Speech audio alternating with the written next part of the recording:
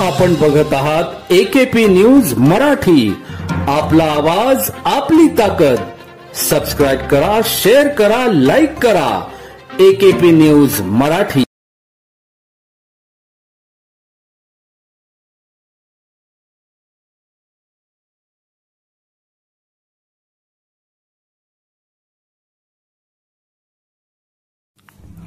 आसाम राज्यातील तिनसुकिया जिल्ह्यात राहणारे श्यामलू परमेश्वर शाह यांची भाची अल्पवयीन 15 वर्षाची हिस एकाने 16 जुलै रोजी पळवून नेल्याची तक्रार तिनसुकिया पोलीस ठाण्यात देण्यात आली होती।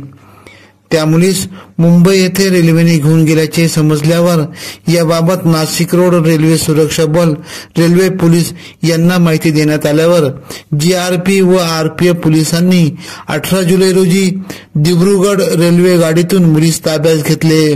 पळवून नेणाऱ्यासही पोलिसांनी ताब्यात घेतले असून पुढील कारवाई कामे आरोपीस तिनसुकिया पोलिसांच्या ताब्यात देण्यात आले।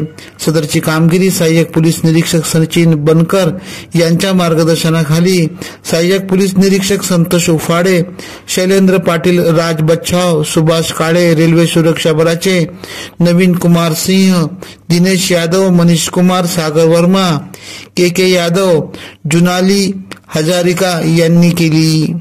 एकेपी न्यूज साठी ब्युरो चीफ अनवर खान पठाण, नाशिक।